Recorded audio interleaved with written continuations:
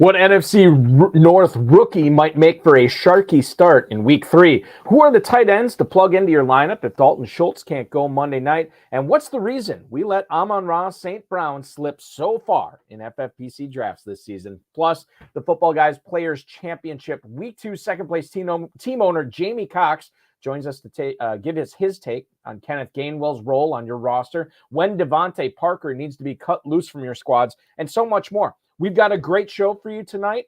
Farrell Elliott is here. I'm Eric Balkman. Stick around. Your high-stakes fantasy football hour starts now. Damn the pressure, I've seen greater men than need lesser. Broadcast live and heard around the world, you are now watching the most entertaining hour of radio on the planet. Welcome to the High Stakes Fantasy Football Hour presented by MyFFPC.com with your hosts Eric Balkman and Farrell Elliott. The High Stakes Fantasy Football Hour is your home for analysis from the best players in the world. And now, because no one else was available, here are Eric Balkman and Farrell Elliott. Solace in the scripture, are we not all our father's sons? I became a man, nobody ever told me what a man was. Thank you so much, Rob. Welcome. Greetings and salutations to all of you Balkaholics and Farrelliacs. Welcome to the latest episode of the High Stakes Fantasy Football Hour presented by MyFFPC.com. I am, of course, your slightly above average host, Eric Balkman. My co-host is the definitive commissioner of fantasy football, Farrell Elliott. Coming up on tonight's show, we're going to analyze whether it's time to get Jacoby Myers in your starting lineups and start sitting Darnell Mooney, plus the 2022 Football Guys Players Championship Week 2 second place team owner Jamey Cox is going to join us. He's going to grace us with his presence. We're going to talk to him a little bit about Ezekiel Elliott and Tony Pollard, Matt Collins as maybe an emergency replacement for Hunter Renfrow, who's going to miss this week, and much more. If you want to connect with us on Twitter, the show is at HSFF Hour. I am at Eric Balkman. You can always check out Farrell's Kentucky Fantasy Football State Championship at KFFSC.com. Facebook.com/HSFF Hours, where to reach us on that social media platform. You can also email the show, highstakesfantasyfootball@gmail.com. If you have any questions for us, now's the time to send them. We'll try to get to all the chat room questions, all the tweets, all the emails in the fantasy feedback segment coming up later on in the show, thanks to our audio engineer, my best friend Bryce, and our producer and mutual friend Rob. I want to introduce you guys to something I don't think we talked about at all last week because we just launched it earlier this week at the FFPC. It's called the FFPC Weekly Challenge. There's no draft for it. There's no salary cap. You just choose 10 players or 12 players, depending on if you're playing the classic or the slim format in this. By Sunday's kickoff, 1 p.m. Eastern time, and then watch them ride throughout the weekend's games. If you say, Balky, this format sounds familiar, yes, it's the world-famous FFPC Playoff Challenge format. Only one player per NFL team. You can play the classic or the slim for $35 or $200, and you can win up to $10,000. These are 30-team and 150-team contests with either with kickers and defenses or without. We leave that up to you. You make that decision. Check that out at myffpc.com. Those are filling up and will fill up all the way to kickoff on Sunday. We did a RotoViz High Stakes Lowdown this past week with Andrew Geller, at _Guilds on Twitter. Really entertaining stuff. We might have gone all over a full hour. We both had a lot to say after week 2 was over and heading into week 3. So check that out. We'll tell you who's coming up next week on the show at the end of the broadcast tonight. And remember to like, subscribe, comment, share, and get notified on all these videos. And you'll be able to make sure you never miss when the FFPC YouTube channel goes live, like it did today, for the FFPC Week 3 preview with our guy Aiden LaCourie and Dave Terpoli. Both previewed Week 3 from an FFPC standpoint. If you didn't get a chance to check it out, just go on the FFPC YouTube video page, youtube.com/FFPC Fantasy. It's right up there on past live streams, and you can check that out. Very easy, very bite-sized, very informative. And will help you set your lineups, no doubt, if you are playing in the FFPC, which I think a lot of you are. Let's bring in our co-host with the most, the commissioner of the Kentucky Fantasy Football State Championship, Farrell Elliott. Farrell, welcome. Happy Friday to you, my friend. Buddy, it's good to see you. And I'll tell you, there's a whole lot of FFPC content being put out, and by the gentleman you mentioned, it's quality content. However, I must point out that my agent has been contacted for no engagements at all in this new format. It looks like I'm stuck here with you, Balky, exclusive to you, sir. Well, yeah, we are the not quite ready for primetime podcast hosts, so that's why we come on at 10 o'clock at night. And those guys are winning all the daytime Emmys for the podcast. Well, I tell you what we do have is the best damn guest. That's what we have. How about that? Kentucky royalty. We have the guest. Yeah, and we got one tonight. We do, and he's crushing it this year. He's coming up in about 10 minutes. His name is Jamey Cox. And he will tell us how he's gotten all the way up to second place in the Football Guys Players Championship. Before we can do that, Farrell, I do want to get to this. Isn't really breaking news, but I do want to get your opinion on some of the news we saw from the injury report around the NFL this past week, and we'll just go rapid fire on this. But Justin Herbert.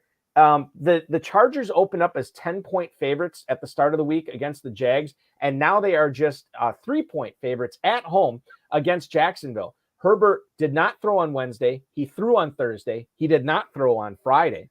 He's dealing with fractured rib cartilage. It's a pain tolerance issue. Herbert said we'll see on Sunday, and it sounds like we will all see on Sunday whether he's ready to go, because it seems like a coin flip right now. How do you read this situation? And if Herbert's out, are you downgrading any of your Chargers skill position players to your bench this week? Oh, certainly you would have to, and you would have to elevate Austin Eckler. If he is out, that brings in Chase Daniel, a competent but not a electric or inspiring choice to play quarterback. So I would lean very, very heavily on my Eckler in that offense. Defensively, that team has stepped it up this year, and I believe they can handle Jacksonville in the game. However, less first downs, less time on the field for the offense. Jacksonville is yet, their young quarterback, Lawrence, is yet to win a road game. He's 0-9 on the road, and it's a very, very tough place for him to start to get a win. So a lot to be determined, a lot of intrigue there with this team. And we'll find out. That is a 1:00 game on Sunday, if I remember correctly, right, Farrell? I believe the game is on the West Coast. I'm not. Let me check my notes here. So so you're probably right. It probably is a 4:25. Yeah, that's why it's a road game. Yeah. He's 0-9 in road games, so he once again, and they won't start it at 10 a.m. out there. They just won't do it. So now I wouldn't want him starting it at 10 a.m. Central Time or 10 a.m. Eastern Time, quite frankly, either. Which, by the way, we have the Packers coming up in London this year with a 9:30 Eastern Time kick. You'll be okay. And well, here's the thing: is my local radio station has already required me to make an appearance at a local bar that will be opening up at 6 a.m. local time with live music and cocktails flowing as we get ready for the Packers in London. Very excited, and yet not very excited for that. I'm sure the diocese in Green Bay will close the churches as well. So no doubt. I mean, I think that's a law. That's part of the bylaws here in Northeast Wisconsin. Josh Jacobs, what do you make of this? He didn't travel with the team to Nashville. He has an illness. He's listed as questionable. Obviously, the Raiders could still fly him over later. But Farrell, what's your read against this? Because now we're looking at Brandon Bolden, maybe Zamir White in a good spot start here in Tennessee for your Las Vegas Raiders. And many of the people that drafted Jacobs also snagged White. And so if they did, it's a player to get in the lineup. It's very disappointing because you begin to think that this would be the game where things would even out for Jacobs and he could find the end zone. This is a disappointing situation, especially with what's going on in their wide receiver core as well. I think that if you have Zamir White, you're playing him, obviously, if Jacobs out. The question is, if Jacobs is active, what kind of a snap share would there be? And I'm not messing around with Zamir White at that point. That's just many of the players after August 1st drafted Josh Jacobs as their number 3 running back. So considering that they're healthy in other places, they should be okay with Jacobs on the bench and no White in the lineup. The other guys that may have a different mix may have different decisions to make. George Kittle was not even on the final injury report for the Niners. We're starting him on Sunday night. So thrilled that I waited for George Kittle on Sunday Night Football rather than start David Njoku last night. That was another genius decision by the Balkmeister. But I digress. Nobody wants to hear about that. I do. I'm very interested in your stuff. I think the rest of it, I think the rest of it we will get into. Oh, are you concerned with TJ Hawkinson with this hip injury? He got in 3 limited practices. I'm starting him. I think he's going to be good to go. The total on the game's like 52.5. So Hawkinson's been playing like he's compromised somewhat physically or the odd man out in the offense since the season started. I would be curious to know how long he's been nursing this. Did he aggravate it? Is it a new injury? I don't have. I have Hawkinson on one team, and it is a Sunday head scratcher all day. Mm-hmm. What about Jerry Jeudy in that Sunday night game? He got in a practice today, but the beat reporter said it was just sort of stretching the individual drills. Is he worth the wait on Sunday Night Football? I know it's kind of roster dependent, but what's your feeling on Jeudy right now? You have to be patient, and many of the drafters did stack multiple Denver receivers, and the receiver that will emerge in this game is Hamler, and I expect Hamler to get the opportunity and run with it in this game. And Denver's got a lot more problems than just which wide receiver lineup. They've got to get their offense moving, their offense running. Hamler could create rhythm with the quarterback, so I would be that would be the guy I would turn to if I didn't have better options to fill in for Jeudy. All right, that is the late breaking stuff I have. Okay. So let's get into my gaffe last night with David Njoku. Kevin Stefanski said that coverage schemes are going to dictate David Njoku's involvement in the passing offense this year. Quote, Stefanski, we have talked about it. There are games where coverage dictates the ball goes elsewhere, and he blocks his rear end off. Njoku, 10 targets, 9 catches, 89 yards, and a touchdown. He ran a route on 63% of the dropbacks against the Jets. And then this week, 87.5% route participation. I don't really know what to make of this, Farrell. Are we going to know going into the week what coverage the defense is playing against him? I feel like we're not going to know that until the game kicks off. There's no way to at least there's no way for me to have any insight on it. And I feel like you're rolling the dice every time Njoku goes out there. Stefanski just said it. Some games he's going to be awesome. Some games he's going to be a blocker. The coach may talk a little too much. I wonder who coach thinks he's talking to. This is if he does mean this, then he is a progenitor of all the nonsensical coaching mutterings we've had for Cleveland over the past few years. He's speaking to the Cleveland Browns, our guys, Anderson, Kahn, Dorsey, Laser. These are football guys. You can get away with saying this kind of stuff in LA or Seattle or even Charlotte, but you can't talk like this in Green Bay and Cleveland. The fans know better, and we know better. When you have the ball, you dictate what the defense is going to do. And when you have a first-round tight end who's 26 years old, been in the league for 6 years, and he's only 26. He's a first-round tight end. He's 6'4", 250 pounds. I love what he does after he catches the ball. And you have not only invested a first-round draft pick in him, you turned around 5 years later and gave him $54 million. We're going to force this ball to this player. We're going to get him involved and keep him involved. And we have the 2 best running back, the 1-2 tandem of running backs in all the league, which we're going to draw in the linebackers, and we're going to force the defense to put another linebacker on the field or to try to cover the Njoku with a slot corner. We don't really care how they line up. We should have been the answer of this coach. And, he's got a better resume than I do, but this is somewhat nonsensical. And I would say just wait. I would say Brissett, and without Brissett, just wait for Watson to come back. They'll make sure this tight end gets the ball. But Brissett's taking ownership of this team. I kind of like where he's going. I'll tell you this. He may have a more impressive resume than you, Farrell, but one thing you never did was blow a 2-touchdown lead in the final 2 minutes against the New York Jets. You've never done that, to the best of my knowledge. Well, so you do have that feather in your cap. Series of unfortunate events. It was. Matt LaFleur said today that Romeo Doubs is, quote, going to have to take more of a load this week. We already know Sammy Watkins isn't playing. Alan Lazard and Christian Watson practiced Wednesday. They didn't practice on Thursday. They both came back to practice on Friday. And so they're banged up a little bit. They're going down to Tampa this week. Doubs in week 2, route participation fell to 46%, only got 3 targets, 2 of them for catch, 2 catches for 27 yards. The question here is, knowing that Lazard and Christian Watson didn't do a ton last week, and now they're banged up, and knowing that there's no Sammy Watkins this week, is Romeo Doubs sneaking in, or should he sneak in on any FFPC lineups as a second flex this week?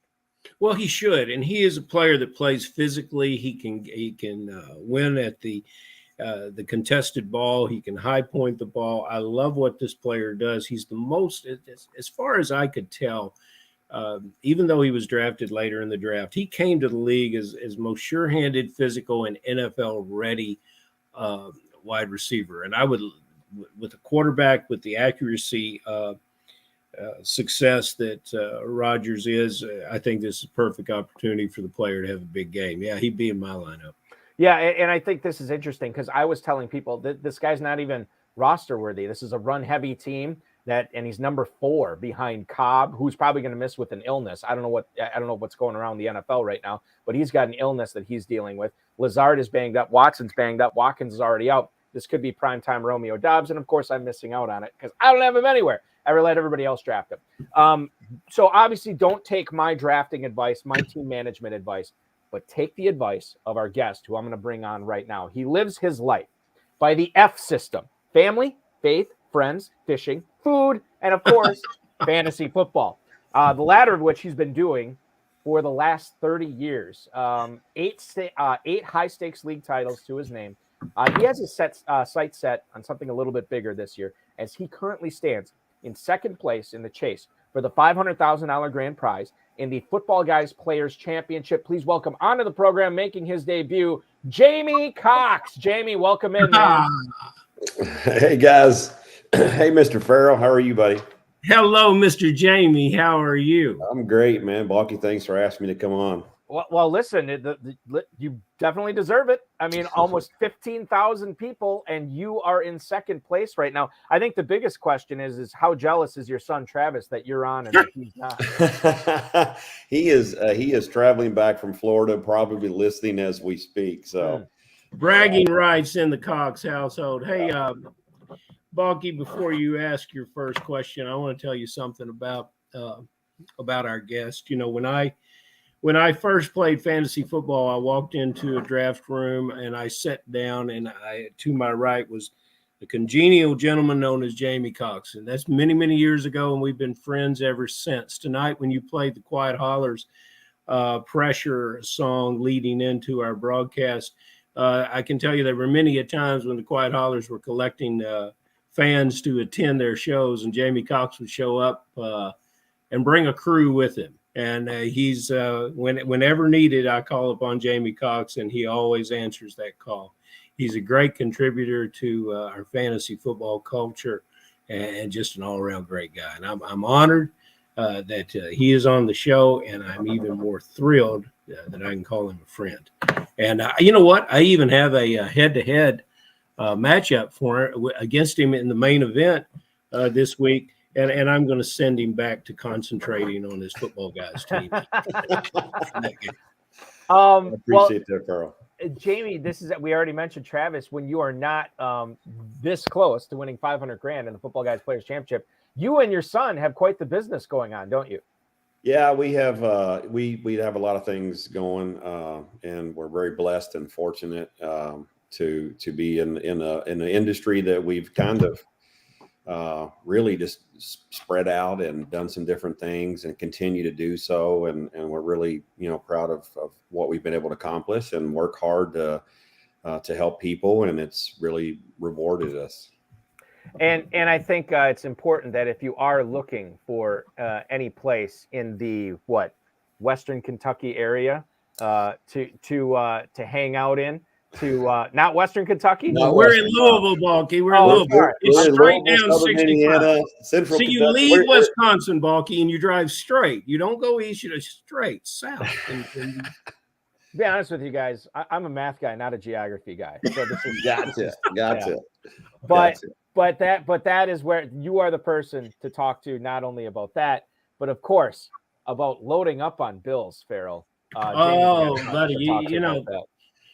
Jamey, I'm not talking about invoices. I'm talking about Buffalo Bills on your fantasy rosters. Just to clarify.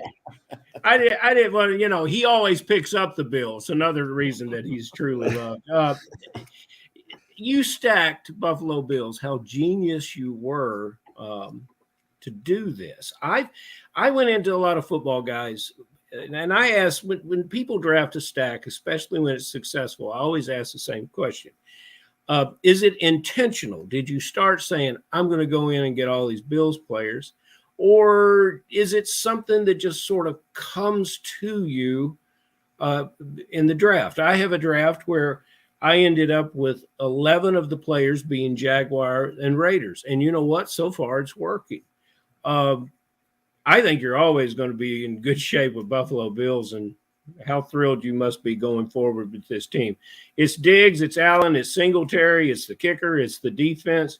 Was it purposeful? Is that something you try to do throughout your Football Guys teams? Well, what I've done when I get Diggs, or if I get Chase, I want to match the quarterback up if I can.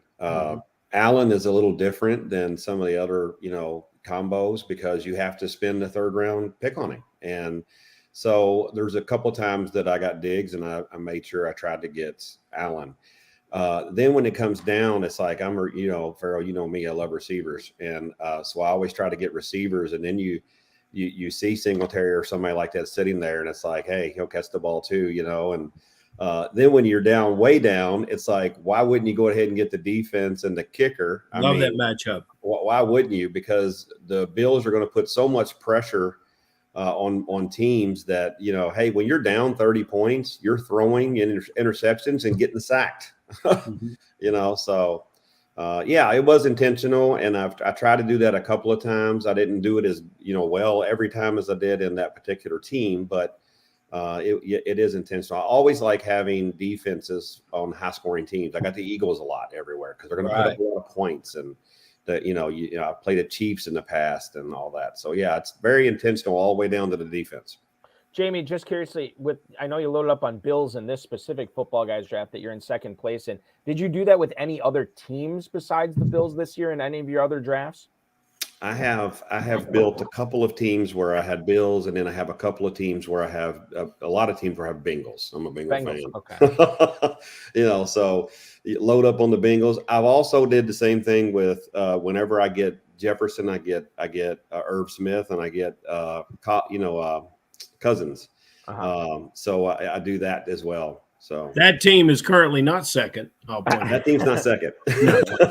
Like third or fourth, somewhere around there. But that team will get right this week because I think our Vikings are going to get right this week. So I think so too. I think that's going to be a fun game to watch. And speaking of that game, that I think is going to be a shootout between the Vikings and the Lions.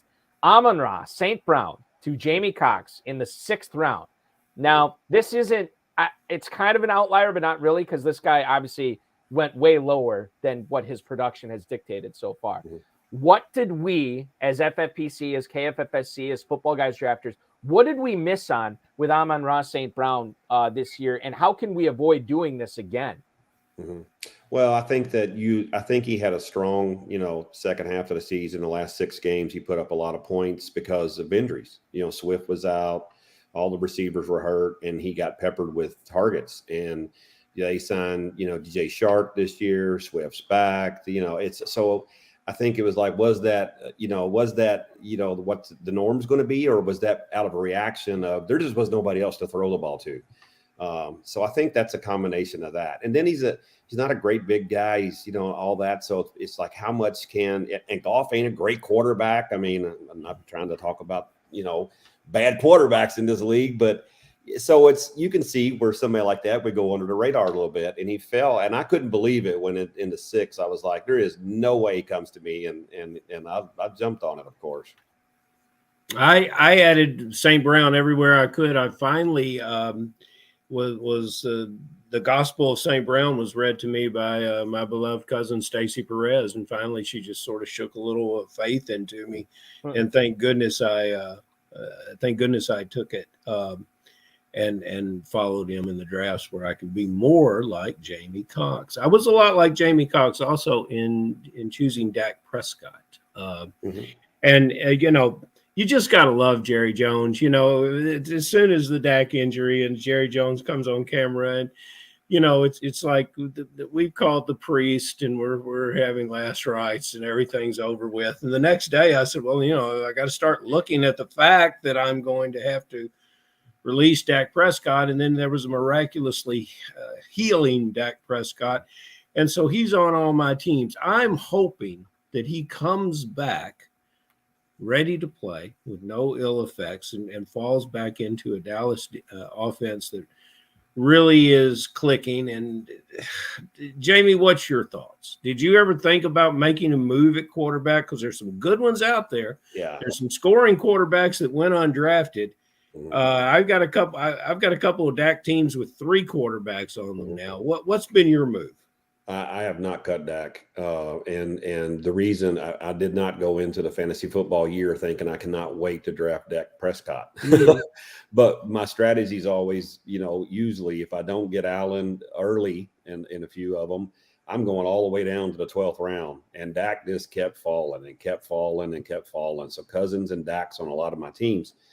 That said, everybody else had all those better quarterbacks. So all you can do is go out and grab a Marcus Mariota or somebody off the waiver wire to help that. But Dak's playoff schedule is not bad if he does come back. So I'm just kind of waiting to see. I mean, if you draft that late, the better ones are gone. So, yeah. Mariota and Jared Goff were my Prescott replacements, and Matt Ryan. But we're moving on from him because I think everybody should be after that Jacksonville debacle. Jamey, I'm just looking at your draft when we talk about Amon-Ra St. Brown, and you're saying, well, there's no way he comes back to me at the 603. You took Judy in the 5th round, and then team 11. So you had 2 teams that you had to avoid them picking Amon-Ra St. Brown. Team 11 went with TJ Hawkinson or Rashad Bateman. Okay, yeah, I mean, Hawkinson's not been great, but Bateman's made a few plays so far. But, man, Team 12, they passed on Amon-Ra St. Brown on both their picks to take Darnell Mooney and Elijah Mitchell. And then I'm telling you, this is how razor thin sometimes this competition is, because that guy has just got to be kicking himself. No doubt about it. He took 6 players not named Amon-Ra St. Brown, including Mooney and Mitchell at the turn there. Okay. And Balky, let me add something real quick if you don't mind. Go ahead. One of the keys to that team so far is I drafted all the football guys way early in August. And then I didn't draft again until we drafted live in Vegas. It's interesting, the contrast, because Judy's stock was higher, then it went down, and Sutton's went up, and then Amon's went up. And so it's interesting when you guys have all these leagues available. It's fun to see what you can do early, because you can get some values like that if you draft early. This team was drafted 25 days, I want to say, if my math's right. I am a math guy, not a geography guy. 25 days before the Sunday kickoff of week 1. This was August 17th that you had drafted this team, where you get and that's, I always encourage early drafting, middle drafting, late drafting, because you can always build different teams with different values based on ADP always changing, which you took advantage of there. So congratulations. Kenneth Gainwell, I noticed, is on several of your teams as well, including this one. You got him in, looks like round 10 in this draft. So I'm just curious, if Miles Sanders ever were to miss, and let's face it, Miles Sanders probably has his own television and pillow and everything in the training room. If he does miss, is Kenneth Gainwell an automatic top 25 start for you? And because of that, you have to find a way to keep him on your roster all season? I think so, because, well, here's the thing. If you looked at what he finished up last year, was he caught the ball, and, he started off slow and he caught the ball. And then this year there was a lot of talk about him getting goal line back carries. So, I mean, if nothing else, he's a flex. And let's be, real. Miles Sanders hasn't solidified anything, and he's playing great right now, but why not? I mean, that was the guy, that's the young guy that come in and did show some spark last year. And when you start talking goal line too, why not? So Jamey, I got him multiple times. Just curious, Farrell, I know you want to ask him about Irv Smith, but the running backs that you targeted in that spot, right? Sort of like these mid-round running backs that are one injury away, or, just need the opportunity. Besides Gainwell, did you get any others in those middle rounds that that you're going to make sure you keep on your roster as long as you can? I noticed also on this team you have Zamir White. Maybe you could deploy him out this week as well. So he's another guy. But what about some of your other teams? I got Madison. Madison's a league winner if Cook goes down long term. I like to get an anchor back. I like to get some receiving backs or goal line backs, and then I like to get what I call league winners. If they're thrown in there for multiple weeks, they can take over and win the league. So yeah, Zamir White was one of those. I mean, they didn't re-sign Jacobs, and there's talk about him. He's never really solidified that role. You get some new meat in there. I mean, so maybe this week, who knows if he goes out and throws some juice this week, who knows? I mean, Jacobs is not that regime's running back. And so taking chances like that. Yeah. Late bulky. I try to get me some receivers that's who I'm playing. And then in one of the main events, I drafted 5 receivers in the first 5 rounds. Deontay Johnson fell to me, and I was getting Hilaire so late. I was getting Edmonds, and I was getting people like that. I'm like, hell, I'll just take him too. Pittman misses last week, no big deal. I got 4. Yeah, exactly. But yeah, getting some of those hero backs, late's always been a strategy. I started my odyssey of Football Guys drafting on July 4th, and then I finished it exiting the plane, which arrived late. So I was drafting while retrieving my car from the parking garage in Louisville upon returning home on a Saturday night before the main event. There's something that I didn't do between July 4th and that fateful Saturday night in September was draft any Irv Smith. And no catches on 2 targets in week 1 does not surprise me for Irv Smith. And he showed some things in this last game while they were being embarrassed by Philadelphia. He showed he had a few moves, especially as Cousins moved around and coverage broke down. Who is the real Irv Smith, Jamey? Keep it real for us, because I don't believe you can have a league winner with Irv Smith at tight end. Yeah, I'm just not an Irv Smith guy. Am I wrong? I think you're wrong. Right. If you look what he was doing before he got hurt, and then I think he was a top 10. He was playing in top 10 or top 12 before he got hurt. Right. And then he gets hurt and he's forgotten. And Conklin played a little bit last year and all that, he's forgotten. If you saw the other night when he does catch the ball, and he did miss an easy pass that was a lot of yards in front of him, but he is pretty quick for his size, and he does move well, like you say. And then, hey, man, when you got 2 great receivers like that, you got a running back out there. I mean, that middle ground, Cousins check downs, that's where he's going to live. He's going to, I think he's going to. Let me ask you some quick questions. You took Smith over Higbee. Yep. You took Smith. You took Smith over Gesicki, obviously. Yeah. You took. So you had Smith figured as a top 12. You said he's going to be a top 12 tight end. I just don't know if that satisfies me enough. I would say I would agree with you, but I think you might need more at the position. But that's just me. You love receivers. I love tight end, and we will probably continue that debate until death does us part. Yeah, I'm just looking at some of Irv Smith's game logs from the last full season he had. He actually started off pretty quiet. Then he had a couple of games, 5 for 64, 5 for 55. Then he went quiet, but then he had for like 2 games. Then he had 63 yards, 37 yards, 53 yards, 30 yards, and he got into the end zone 5 times in 2020 as well. And this is his second year in the league. So I think there is something there. How big is it? How significant is it? That's what we're trying to figure out right now. Every other week he plays at the library. He's so quiet. Yeah, that could be accurate. Yeah, another great cliche that I've never heard before. You only get on the high. Farrell's full of them. Exactly. Yes. I've been listening to him for years. And there's always a new one, Jamey. You always hear one that you've never heard before. Devontae Parker is a guy that I was pretty happy when I got him late in a bunch of drafts. I'm like, God, this guy could be the number 1 for New England. Now, not only does he not look like the number 1, he looks like the number 3 at best. And this is a team that's struggling offensively and doesn't throw the ball a ton. How much leeway are you giving him to keep him on your roster, Jamey, or have you already dumped him in a bunch of your spots? I got him a lot because he's another one. If you look when he played in Miami, even with bad quarterbacks, he produced.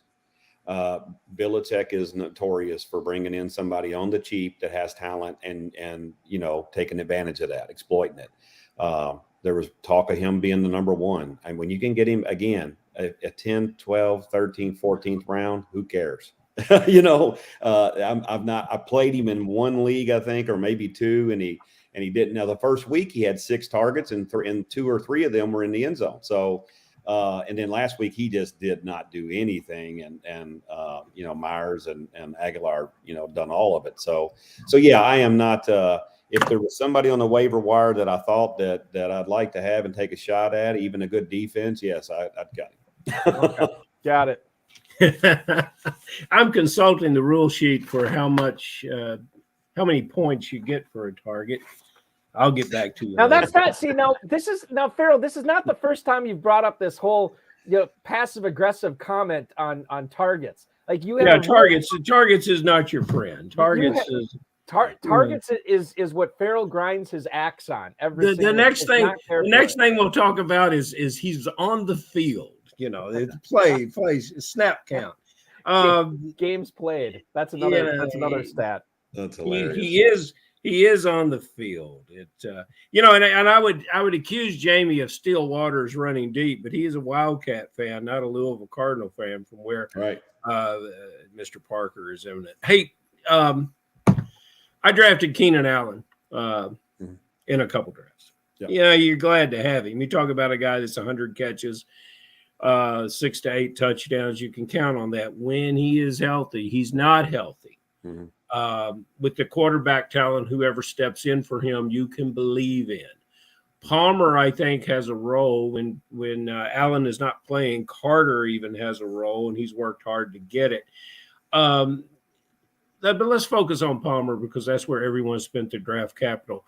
Would you move him in front of guys that you would typically play because Allen is not there this weekend? Well, if Herbert's playing, it sounds like Herbert might not play. So if Herbert's not playing, I ain't playing Palmer or anybody. No. So, you'll still play Eckler though, right? Oh, you have to do that. You have to play your first round guy. I mean, heck, he might actually run the ball for a change. Who knows? But it would be great. Yeah, they might give him some carries. Hey, carries is not, you don't get points for carries, but you know what? They're important. That's the only way you get yardage if you get carries. They're tied together.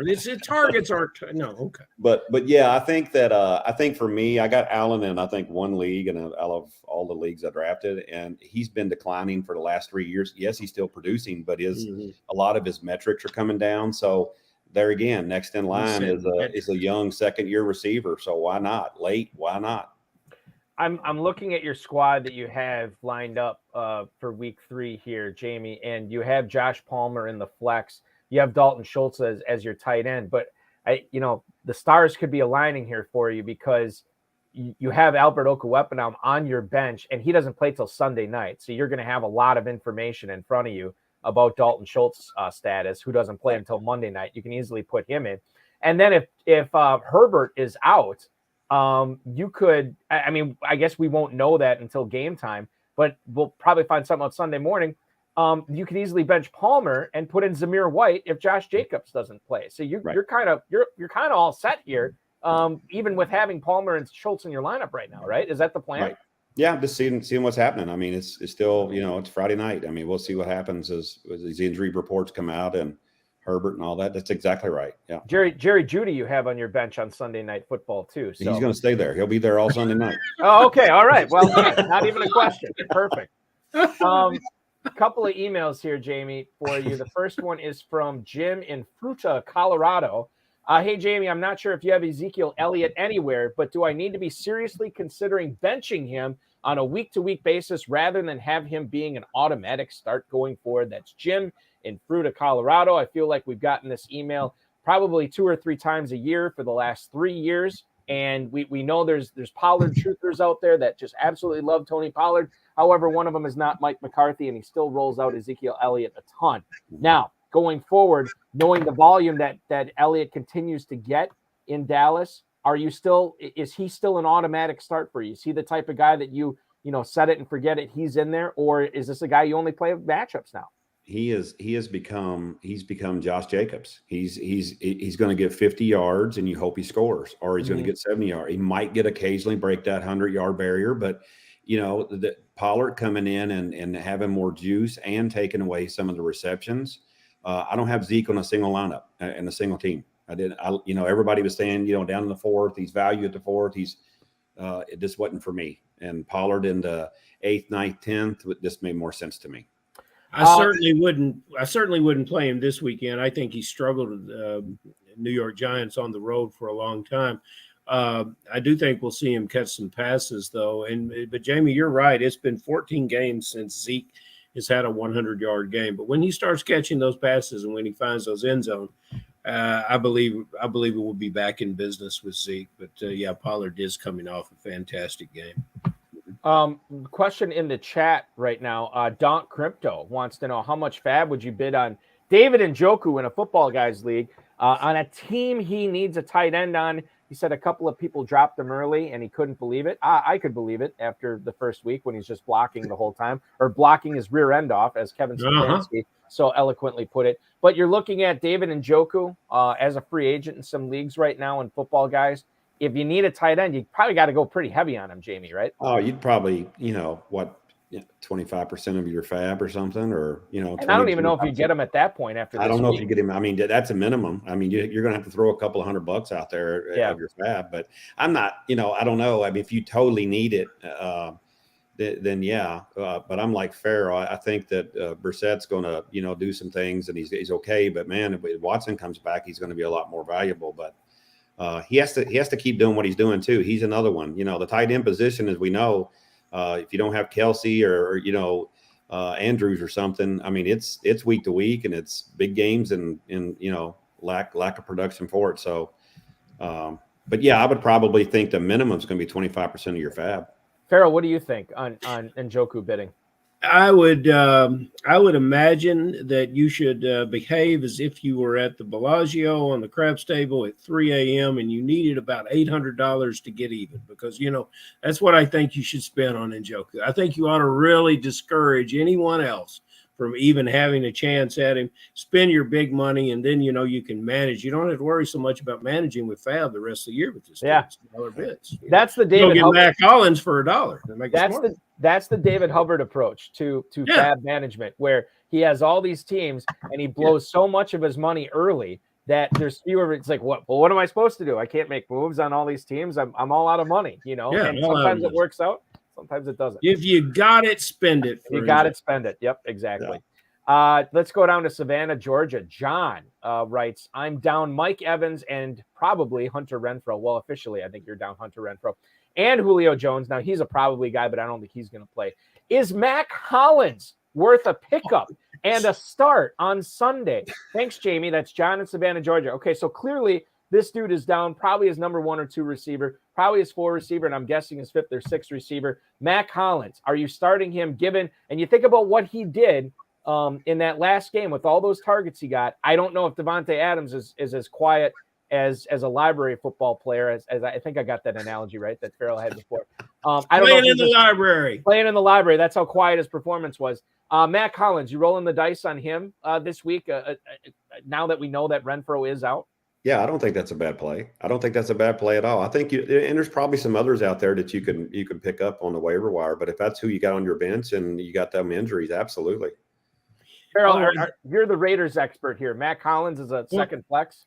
Well, I got to give a shout out to our boy Travis Cox, because we'll be watching games together over the last few years, and Travis will say, "Hey, that's my guy." I said, "No, that's Mac Hollins." Travis, who is Mac Hollins?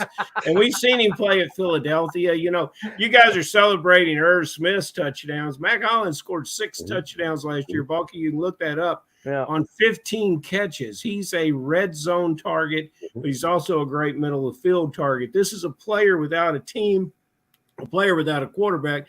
Everywhere he goes, the front office loves him and the coach gets fired. I think he's found a home. I think he'll be a good complementary piece in a 5,000-yard offense, and he has value once the waiver wire or once the bye week periods start. And fortunately, I picked him up everywhere that I thought I could on our first waiver wire of the week, and I got to go back and see if he's available some places. But he's a very good player, very good ball catcher, very good target. I didn't look at Farrell. If there's a low-hanging fruit of anybody that wears the silver and black, Farrell has them on this team. I mean, I was delighted when the Raiders signed him, and they also signed another very good receiver that should be playing somewhere else in the league, and that's Keelan Cole. Keelan Cole's a very good receiver. Cole's a very good. Yeah, he's a good player. And so, if Tampa had chosen some of these receivers earlier in the year, they'd be in a different place this weekend than they are. That's right. That's right. And But Cole Beasley's going to come save the day. I mean, you know. Mm-hmm. Yes. A 33-year-old slot guy is going to come in. And you know what? I'm not even going to say that, because here's what I'm going to say officially as a Green Bay Packers fan, not wanting to jinx his team in Tampa. I think Cole Beasley's super talented. I think he's proven this time and time again. Would not surprise me at all if he went out there, caught 12 passes, including the game-winning touchdown. You heard it here first. I'm pro Cole Beasley, not jinxing the Packers. Jinxed all that, Bonky.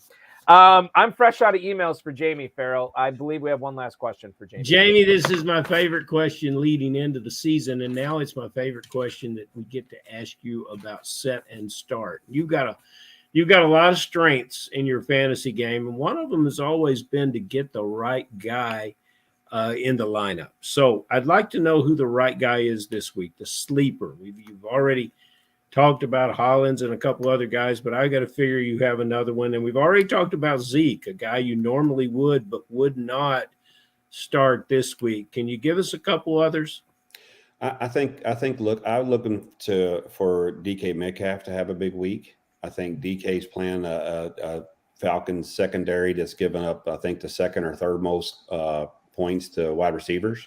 Mm-hmm. And I think he's really connected, with Smith, and I think that's going to be a good one. I think Zamir White. I mean, it looks to me like the 45-year-old Bowden will be the receiving back, and White's going to have a chance. I mean, he's going to have he's going to at least get some run. There's a couple other people out there that that Doolin kid in Indianapolis.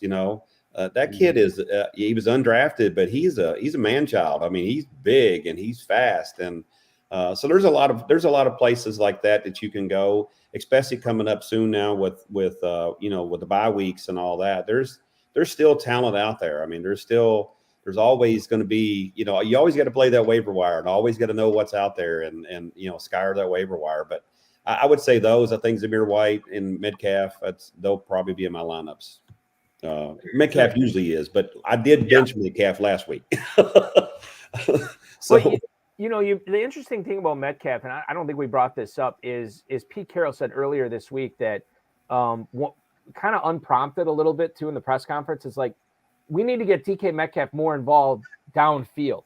And he said downfield because I feel like Geno Smith, I don't know if you guys have noticed this, but his completion percentage is like 170%. It's insane. He's completing passes he's not even throwing right now.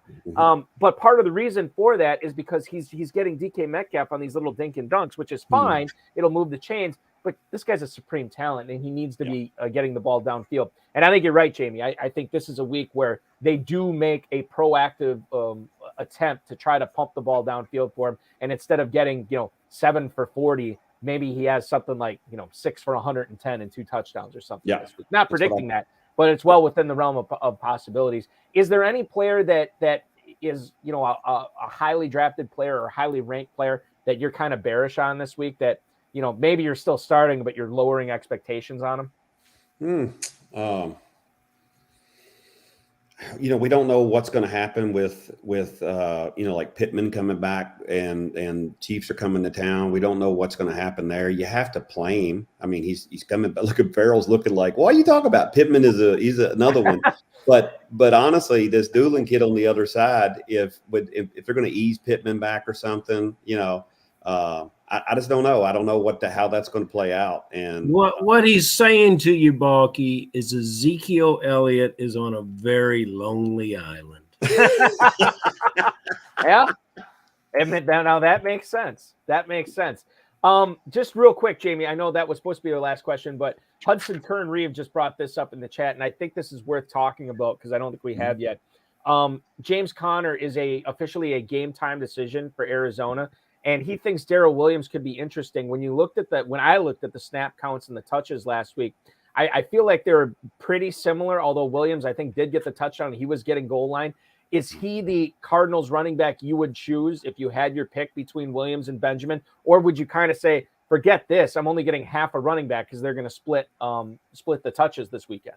Well, in fantasy, as you guys know, you always got to look and see who's going to protect a quarterback, who's going to be the best blocker. And Williams is by far the veteran there. I would play Williams over Benjamin all day long.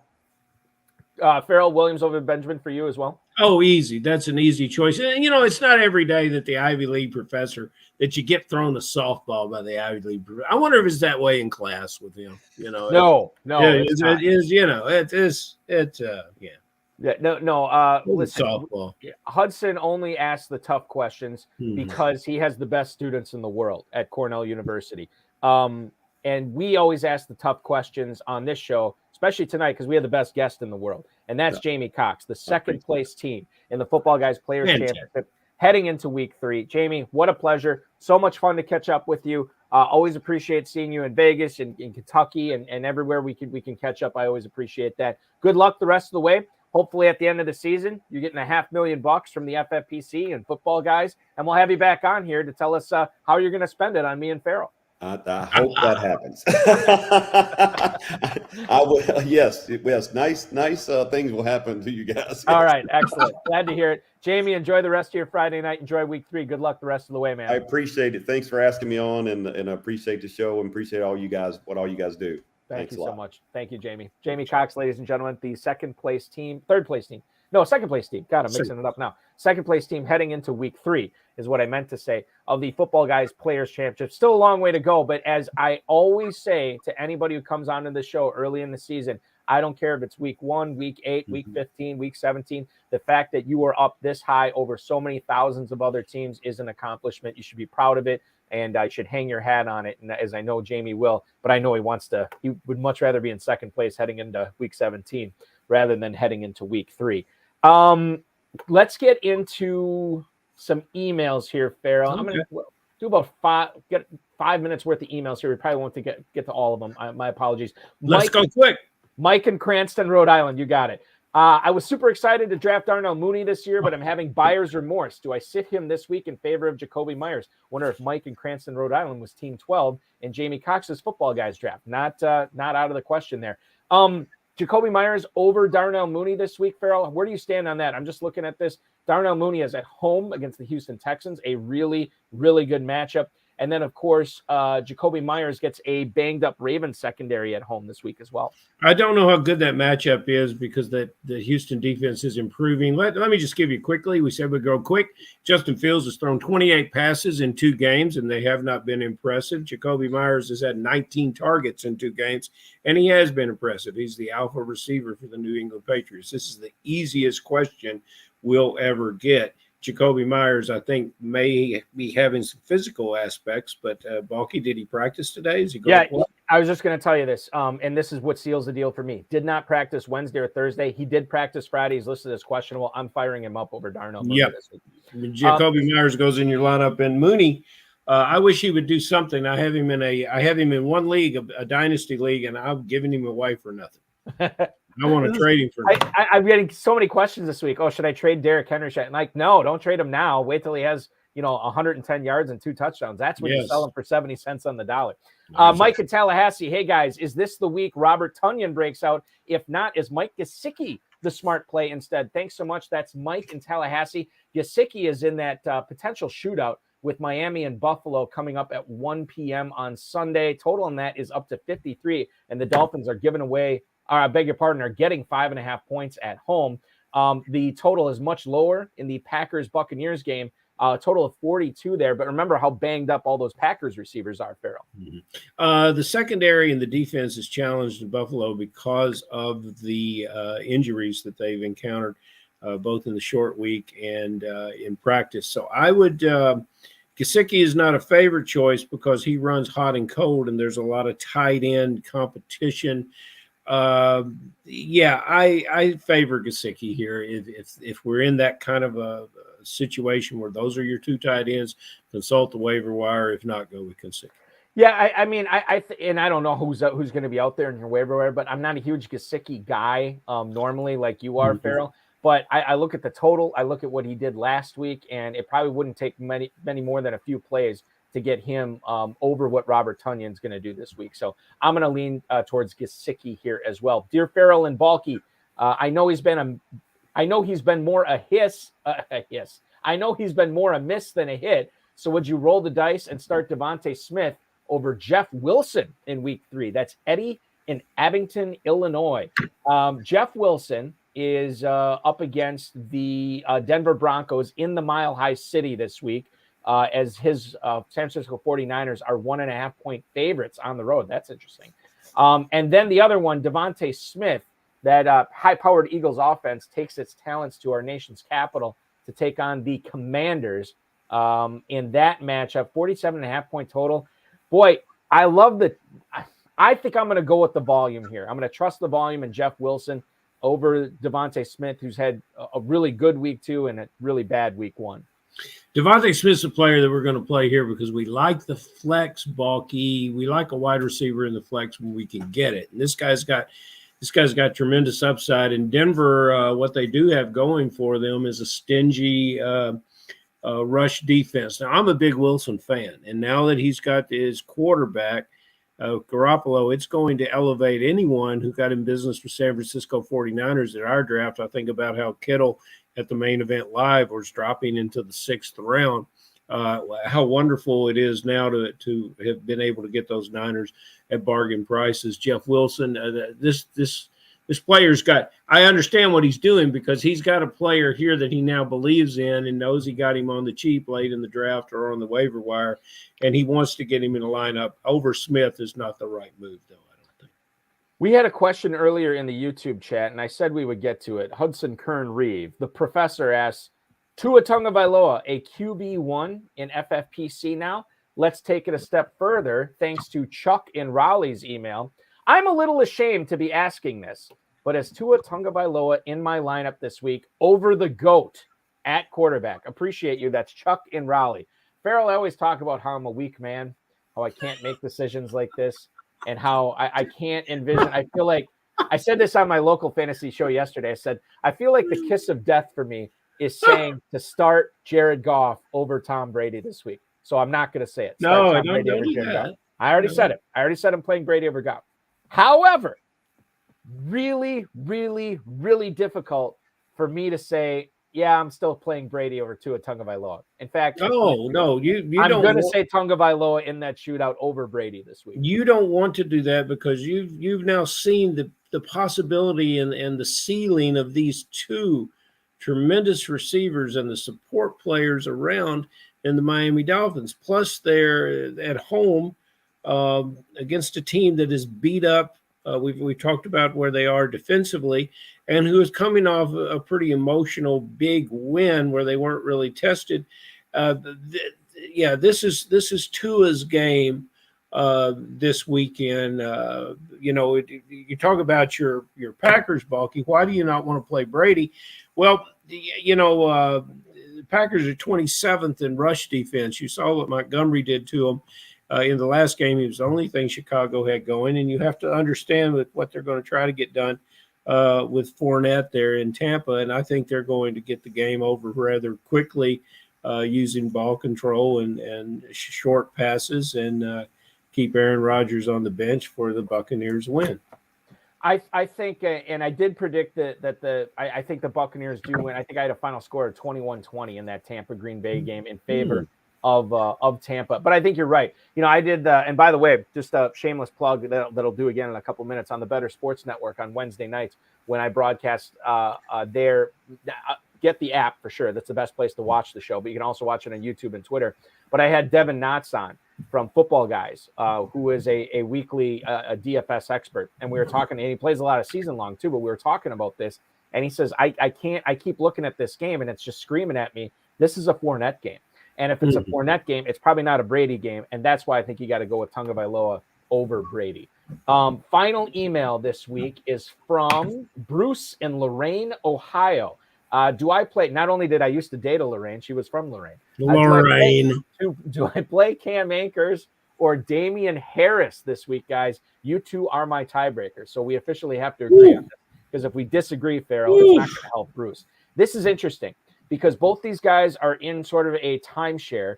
And I don't know if I read that Damian Harris came up limping on his final carry last week. He did. And then, of course, because the Patriots are so clandestine with all their injuries, we never found out anything about this. As far as I know, he's going to be good to go. But Cam Akers and Darrell Henderson, they went from like, we thought Akers would be like this, Henderson would be like this. Then they flip-flopped. I know you did. But then they flip-flopped, okay, like this. And now they're much closer together. So I look at Akers and Damian Harris as two kind of wild cards. And I don't really know what to expect from these guys. I lean towards, and I should bring this up too right now. The Patriots, I already said, they are at home against the Baltimore Ravens. That game is a total of 44. And then the other one, Cam Akers, beg your pardon, is playing this week at Arizona, 48.5-point game, 48.5-point total, where the Rams are giving away 3.5 points. I lean towards Akers here. That's probably who I would go with over Harris. I'm going to second that, and it has to do with completely with the opposition, and I'm not sold on Arizona despite their street ball comeback against the Raiders. I think that was a coincidental, and I think they'll fall back into form with the stalled offense. The Rams will lead in the fourth quarter, and Akers and Henderson will join forces to salt that game away for a passing attack in LA that's yet to get, is yet to click, that's yet to go. Farrell, normally I would say let's wrap up the show right now, but one of the things that you wanted to talk about this week, and I'll give you the floor here, a guy that we both met in Las Vegas this year at Planet Hollywood for the first time, that is a big fan of us, a big fan of our show, big fan of the FFPC. He's been coming out there for years, and I can't believe it's the first time I ever met him. I can't remember if you met him before, but I do think you wanted to say something about Maurice Jenkins this week. I did. I wanted to welcome to the show last week. He was in the chat room, and I don't know. I have had my chat turned off. I don't know if Maurice is there, but Maurice, it was wonderful to meet you and your associate there at Planet Hollywood. I told Maurice if he came to Kentucky, he was going to have a Kentucky name, so I'm changing him to Magic J. That's his Kentucky name. And I wanted to let him know that he'll have a name tag waiting with that name when he comes to Kentucky to play. He's just like the guys that we have here. He walks into the situation and sees what needs to be done. And before we knew it, Balky, he was facilitating the league. So, he's just the kind of guy you want in the room. So, Mr. Jenkins, it was a pleasure meeting you, and I appreciate your questions. And, we in regard to your commentary from last week, yes, we need to keep Jameis Winston healthy. He's like an old man with back issues. We need to get Jameis right. And yes. I think Maurice is counting on Jameis Winston this year. And Winston, I don't know why he has a broken back. He's not even carrying that offense. It's Kamara and it's Thomas and it's Chris Olave and all these other guys. So crazy. But get well soon, Jameis. And of course, thank you so much, Maurice Jenkins, for your contributions, not only on this program, but to the FFPC this year. Farrell, it was always a pleasure with you. We will do this again next Friday. Check out the KFFSC, kffsc.com. Be good, man. We'll do this again at 10 o'clock. Week from today. I'll be looking forward to it, Balky. You try to save up some energy for me now with your broadcast on Wednesday night on the Better Sports Network. I didn't have much to do on Wednesday night, but Bobcat is working that night, and so that's all I'm saying. Well, I have a feeling Farrell I'm going to wake my agent up and see why I can't get one of these gigs. Farrell Elliott might be making an appearance on the High Stakes Fantasy Football Show Wednesday nights coming up. So see, I don't even need an agent. I got the deal done. You already got it. It's fantastic. It's not what you know, it's who you know, and there's the best person for it, which is people will be deleting that app real soon. Thank you, Balky. It was a pleasure. Thank you, Farrell. Have a good weekend, man. Farrell Elliott, the commissioner of the Kentucky Fantasy Football State Championship. I want to thank him. I want to thank Jamey Cox. I want to thank the FFPC, Rob Bryson, and of course, each and every one of you for watching and listening this week. We will be back next Friday, as I said, 10/9 Central. We'll be joined by the FFPC main event, Week 2, third-place team owner, Greg Link. That name sounds familiar. He was the runner-up in the Super Bracket, I believe, 4 years ago. He's won several leagues in the FFPC since then, several high-stakes leagues. So it'll be interesting to pick his brain. We'll talk to Greg Link on next Friday. If you missed it, the RotoViz High Stakes Lowdown is available at rotoviz.com/podcast, as well as the video on the FFPC YouTube channel, which you're watching right now. Andrew Geller, the Guilds, came on. We talked a lot about what happened in Week 2 and what it means for Week 3. So give that a view if you have not yet. Speaking of the RotoViz High Stakes Lowdown, you get 2 episodes. That's right, a bonus episode next week. So first on Tuesday, we're going to go live at 9:30 Eastern time with Rob Vieira, an 18-time FFPC main event champion. I don't even know how many hundreds of leagues he's won in the FFPC, doing very well this year, battling through some injuries. We will have him on Tuesday. Then on Thursday night, I got to check my email here and make sure I got this right. Thursday night at 7, 6 Central, so we can get this on before the Thursday night game goes off, which is a big one. I think it's I'd have to look it up, but I remember seeing it and I was like, oh God, that's going to be a great game. It's the Bengals and somebody. My apologies. If anybody wants to help me out in the chat room, that'd be great. So at 7, 6 Central, the third place team owner in the Football Guys Players Championship, the guy who's one spot behind Jamie Cox, Frank LaPrade, and he is going to join us on Thursday night. So Rob Vieira on Tuesday and Frank LaPrade on Thursday for your double dip of the RotoViz High Stakes Lowdown next week. The High Stakes Fantasy Football Show on the Better Sports Network, which I already alluded to earlier. We go live on Wednesday nights at 10/9 Central, taking you all the way up to midnight. We'll get into some FFPC waivers on there. This week's guest co-host is Thunder Dan Palio from Rotoballer. So check that out. Myself and Dan Palio on the Better Sports Network app, YouTube, and Twitter. That's at 10/9 Central Wednesday night. Reminder to play the FFPC Weekly Challenge. No draft or salary cap. Just choose 10 if you're playing in the slim version, or 12 players if you're playing in the classic version. Before kickoff on Sunday, you can watch them ride through the weekend's games. Remember, only one player per team per NFL team on these. Same format as the world famous FFPC Playoff Challenge. And you can join a 30-team league, a 150-team league.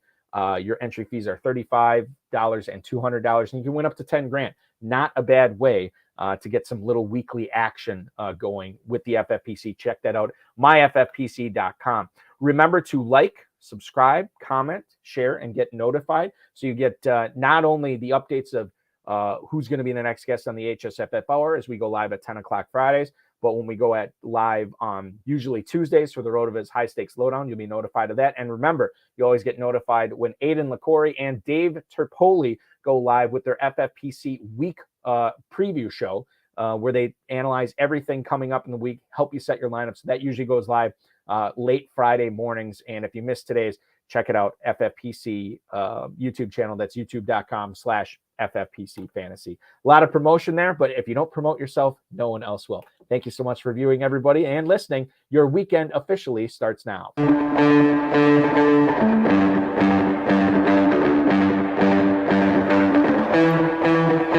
This has been another episode of the High Stakes Fantasy Football Hour presented by myffpc.com.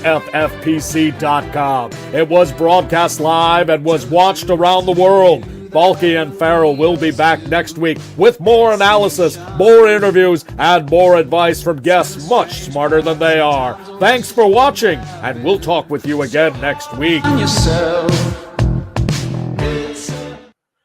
Hey, one other thing I should mention too. I know I've kind of been lamenting my David Njoku sits in all my leagues this week, but bear in mind that even the best fantasy players of the world, which I am far from, do not get stuff like this right all the time. In fact, if you are hitting your start sits at like a 60 or 65% rate, you are at a Hall of Fame level. So remember, even as much as you grind, as much as hard as you work to try to get the right guys in your lineup, even the best people are screwing it up a third of the time. Njoku stuff like this happens. It's fantasy. You roll with the punches, and you just get excited for next week. I'm already excited for Sunday. I hope you are too. Thank you so much for watching, everybody. We will be here next week at 10/9 Central, and this YouTube channel goes live again Tuesday night with Rob Vieira. Thanks, everybody.